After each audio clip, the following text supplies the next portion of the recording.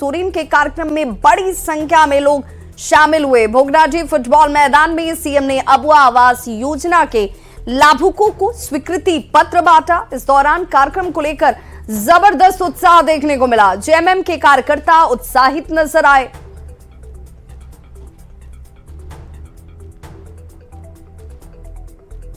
तो बरहेट के भोगनाडीह की यह तस्वीर, जहां पर सीएम चंपाई सोरेन की तरफ से अबुआ आवास योजना को लेकर स्वीकृति पत्र का वितरण लाभुकों के बीच किया गया, जिस दौरान उन्होंने झारखंड के लिए चल रही योजनाओं का जिक्र किया। साथ ही साथ इस अबुआ आवास योजना के जरिए लोगों को उनके लिए मकान उपलब्ध कराने की चर्चा सीएम चंपाई सोरेन की तरफ से की गई। 5 किस्तों में इसकी राशि जो है वो लाभुकों तक पहुंचेगी, जिसमें हर एक किस्त में क्या रकम दी जाने वाली है इसकी भी जानकारी दी गई। नाम करा गया है झारखंड धनी प्रदेश। जिस झारखंड का धरती में खनिज संपदा भरा हुआ है, उसी धरती का यहाँ का भूमि पुत्र आदिवासी मूलवासी आज दयनीय स्थिति में है। उनका सामाजिक व्यवस्था, उनका आर्थिक व्यवस्था, उनको शैक्षणिक व्यवस्था दयनीय करके रख दिया था। जब गांव जाइएगा तो जनप्रतिनिधि को पेंशन के बाद सुनने को मिलता था। किसी भी गांव जाइए, ऐसा हेमंत बाबू ने कम कर दिया, नियम बना दिया कि हर परिवार को संवर्धन पेंशन योजना शुरू करके हर परिवार को दे दिया, कोई भेदभाव नहीं। प्रधानमंत्री नरेंद्र मोदी गुजरात के द्वारका में समुद्र में गहरे पानी के अंदर गए और उस स्थान पर प्रार्थना की जहां जलमग्न द्वारका नगरी है।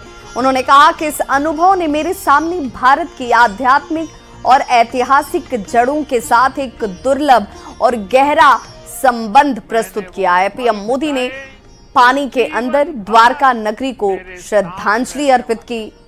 वो अपने साथ भगवान श्री कृष्ण को अर्पित करने के लिए समुद्र के अंदर मोर पंख लेकर गए थे। पीएम मोदी ने सोशल मीडिया प्लेटफॉर्म एक्स पर एक पोस्ट लिखा, पानी में डूबी द्वारिका नगरी में प्रार्थना करना बहुत ही दिव्य अनुभव था। मुझे आध्यात्मिक वैभव और शाश्वत भक्ति के प्राचीन युग से जुड़ाव जैसा महसूस हुआ। भगवान श्री कृष्ण हम सभी को आशीर्वाद दें।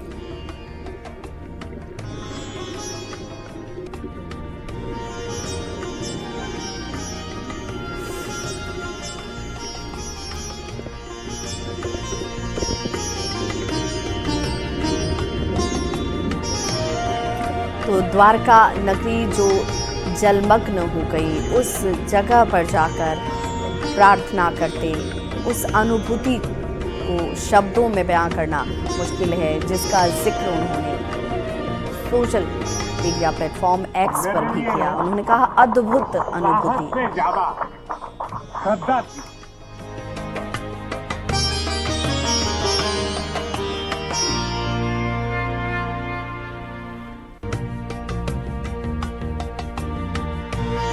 तो भगवान श्री कृष्ण का आशीर्वाद हम सभी को प्राप्त हो, एक प्राचीन युग से जुड़ाव जैसा अनुभव।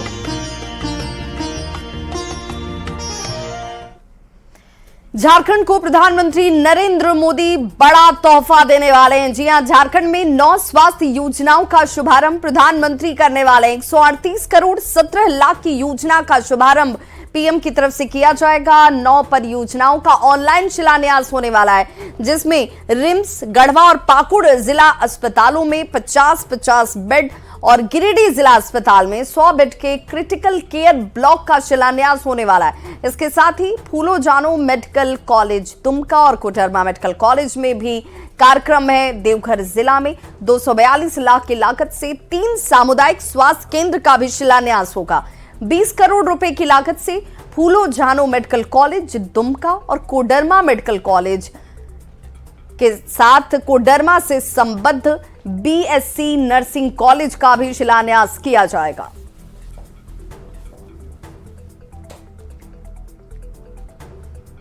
तो झारखंड के लिए पीएम मोदी के तोहफे को लेकर अब देखिए इस पर सियासत भी तेज हो गई है। पीएम नरेंद्र मोदी स्वास्थ्य और रेलवे सेक्टर में झारखंड को एक बड़ा तोहफा दे रहे हैं। सत्ताधारी जेएमएम की ओर से पीएम के इस तोहफे को चुनावी स्टंट बताया जा रहा है, जिस पर बीजेपी ये कह रही है कि प्रधानमंत्री के दिल में झारखंड के लिए एक अलग स्थान है, एक अलग सम्मान है।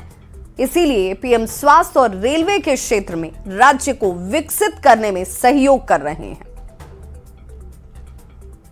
के वक्त ये अपने आप में एक ऐसा सब्जेक्ट है जिसे हम लोगों ने पहले देखा है। आप देखे होंगे पिछली चुनाव के समय में पलामू की धरती पर एक बहुत बड़ी सिंचाई परियोजना की आधारशिला रखी गई थी। आज भी जस का तस है, वो फाउंडेशन स्टोन के अलावा और कुछ नहीं हुआ। गंगा पर साहेबगंज पर पुल आज 6 साल पहले फाउंडेशन स्टोन रखा गया, कुछ नहीं हुआ। तो ये सिर्फ एक सिगुफा है, चुनावी हथकंडा है, एक बेवकूफ बनाने का, यहाँ की जनता को दिग्भ्रमित करने का एक जरिया मात्र है और कुछ नहीं। पूरे देश में अगर आप देखें तो 550 स्टेशनों का नए तरीके से नवीनीकरण किया जा रहा है और 1550 से ज्यादा रेलवे फुटब्रिज और रेलवे अंडरपास का भी शिलान्यास कल प्रधानमंत्री करेंगे। तो हम जो कहते हैं वो करते हैं। देश के विकास के लिए हमारी पार्टी, हमारे प्रधानमंत्री कृत संकल्पित है और रेलवे की भी कायाकल्प इस सरकार ने पिछले 10 वर्षों में कर दी। जो कांग्रेस के 10 वर्षों के कार्यकाल में जो रेलवे घाटे की ओर जा रही थी, आज रेलवे शान से वंदे भारत की बात करें या तमाम ट्रेनों की बात करें, वो ट्रैकों पर दौड़ रही है। और चलिए अब आपको बताते हैं विस्तार से कि झारखंड को पीएम मोदी की क्या क्या सौगात जो है वो मिलने वाली है। जी हां, झारखंड को इन सौगातों के फहरिस्त में रांची मंडल के 18 स्टेशन शामिल हैं, जिन्हें अपग्रेड किया जाएगा। नए लुक के साथ हाई क्लास स्टेशन का निर्माण होगा। 18 स्टेशन के विकास की आधारशिला जो है वो इस योजना में शामिल है। रेलवे स्टेशन पर विश्व स्तरीय सुविधाएं जो हैं वो हासिल होंगी। अमृत भारत स्टेशन योजना के तहत 578 करोड़ की लागत से इसका काम जो है किया जाएगा, यानी कि तस्वीर इसकी बदलती हुई नजर आएगी। चाहे वो वेटिंग रूम हो, बुकिंग ऑफिस हो, लाउंज हो, यहां पर सभी का निर्माण इसमें शामिल है। सिर्फ इतना ही नहीं, पार्किंग, सौर पैनलों, सीसीटीवी की सुविधा, कैफेटेरिया और शौचालय का निर्माण तक कराया जाएगा। 44 रेल ओवर ब्रिज हैं, अंडरपास हैं, जिनका तोहफा जो है आज पीएम मोदी के शिलान्यास के साथ लोगों को हासिल हो जाएगा। नई रेल लाइन के लिए रोड अंडर ब्रिज बनाया जाने वाला है, जिसमें 546 करोड़ रुपए की लागत से इसका निर्माण कार्य पूर्ण किया जाएगा। अब जरा उन 18 स्टेशनों के बारे में भी आपको जानकारी देते चलें कि जो वर्ल्ड क्लास लेवल के आपको बनते हुए नजर आएंगे, जहां विश्व स्तरीय सुविधाएं लोगों को हासिल होंगी। इनमें टाटा नगर, चक्रधरपुर, गम्हरिया, सिनी, चाईबासा, डांगोपोसी, बाड़ा जामदा, बालसिरिंग, बानो, गंगा घाट, रामगढ़ कैंट, नामकुम, ओरगा, मूरी, सिल्ली, लोहरदक्का, टाटी सिल्वे और गोविंदपुर रोड शामिल हैं। ये वो 18 लोकेशंस हैं जिनकी तस्वीर बदलेगी हाईटेक सुविधाओं के साथ। खबर पश्चिमी सिंहभूम से, जहां पर पश्चिमी सिंहभूम को कल 3 आदर्श एकलव्य आवासीय विद्यालय की भी सौगात मिलने वाली है। केंद्रीय जनजातीय कार्य, कृषि और किसान कल्याण मंत्री अर्जुन मुंडा कल तांतनगर, मंझारी और नोआ मुंडी प्रखंड में 3 आदर्श एकलव्य आवासीय विद्यालय का उद्घाटन करने वाले हैं। इससे पूर्व केंद्रीय मंत्री सरायकेला खरसावां जिले के सीनी रेलवे स्टेशन से उलीडी फाटक तक सड़क निर्माण का शिलान्यास समारोह, सखी मंडप सीनी का उद्घाटन समारोह और खरसावां के बुरूडी में प्रधानमंत्री की ओर से रेलवे ओवर ब्रिज के ऑनलाइन लोकार्पण कार्यक्रम में भी शामिल होंगे।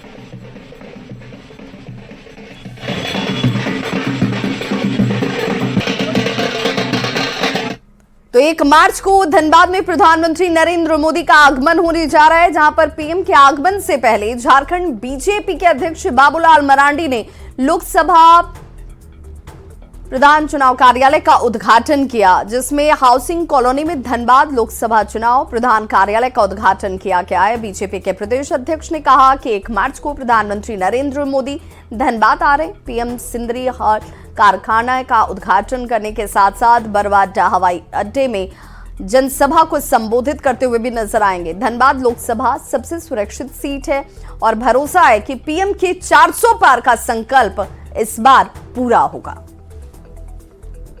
में बड़ा काम सिंदरी हर्द कारखाना खुला है, तो ऐसे परिवेश में आ रहे हैं। निश्चित रूप से धनबाद की जनता उनको सुनना चाहेगी कि आगे उनका क्या कार्यक्रम है विकसित भारत बनाने के लिए, क्योंकि प्रधानमंत्री जी का संकल्प है कि 2047 तक हम भारत को विकसित भारत के रूप में उसके लिए काम को प्रारंभ किए हैं।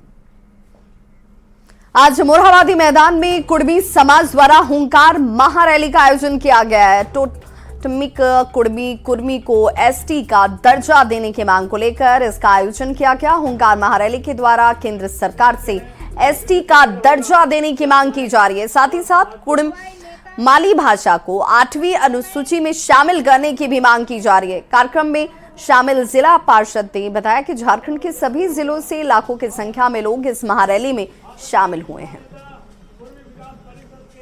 कुड़मी समाज को एक राजनीति के तहत हम लोगों को आदिवासी मूलवासी से हम लोग को अलग कर दिया गया है, उसकी मांग को लेके और हमारी यहाँ के जो हमारी भाषा संस्कृति है उसको 8वीं अनुसूची में शामिल करने के लिए हम लोग सरकार को आज इस रैली के माध्यम से संदेश देना चाहते हैं। देवघर में सीजीडी के तहत पाइपलाइन नेचुरल गैस का उद्घाटन किया गया। केंद्रीय मंत्री हरदीप सिंह पुरी ने पीएनजी और सीएनजी के लिए गोड्डा दुमका क्षेत्र में गैस नेटवर्क का शिलान्यास ऑनलाइन माध्यम से किया। इस कार्यक्रम में कोटा लोकसभा सांसद निशिकांत दुबे, विधायक नारायण दास, आईओसीएल के पदाधिकारी भी ऑनलाइन जुड़े हुए थे। देवघर संथाल परगना का पहला पीएनजी प्राप्त करने वाला जिला है और इसके साथ ही कोटा लोकसभा क्षेत्र के 3 जिलों में 6,264 वर्ग किलोमीटर एरिया में 6 लाख घरों में ये गैस पहुंचाने की योजना है। ये योजना 303 करोड़ रुपए की है, जिसमें देवघर क्षेत्र की ओर से अन्य जिलों में लगभग 6500 पीएनजी कनेक्शंस दिए गए हैं। तो एक प्राकृतिक तौर पर एक अच्छा फ्यूल है जिसके आधार पर कि एनवायरनमेंट हमारा परेशान नहीं होगा, सुविधा होगी।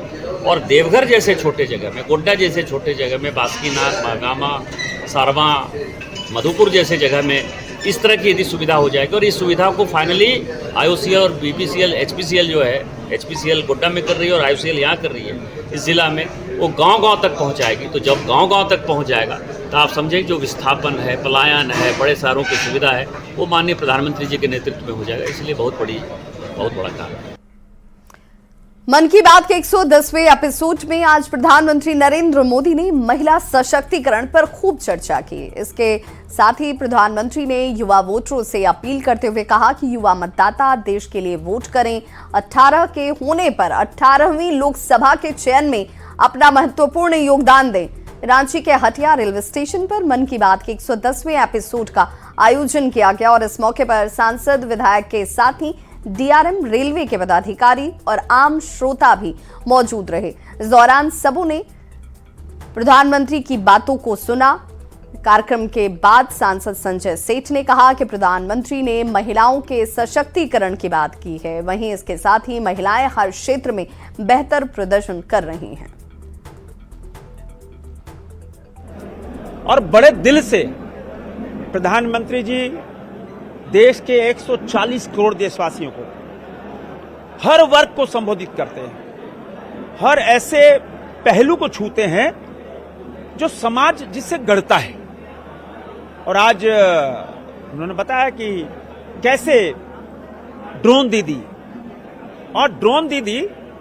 लखपतिया दीदी बने और उस ओर प्रधानमंत्री जी का एक सोच, ऐसे करोड़ों लखपतिया दीदी बन चुकी।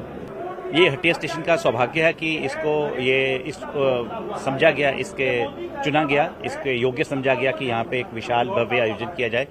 जैसा कि आप देख ही रहे हैं कि बहुत बढ़िया हमने आयोजन किया और बहुत सारे श्रोता सुनने को आए प्रधानमंत्री जी के मन की बात। हर महीने के आखिरी संडे को ये कार्यक्रम जो होता है, तो हटिया स्टेशन में एक हमको अपॉर्चुनिटी मिला कि हम प्रधानमंत्री जी के मन की बात सुन सकें और उनके जो द्वारा प्रेरित उनके जो सारी उनकी बातें हैं उनके ऊपर अमल करें और देश को और आगे बढ़ाएं। तो इस बुलेटिन में बस इतना ही, लेकिन न्यूज़ 18 बिहार झारखंड पर खबरों का सिलसिला लगातार जारी है।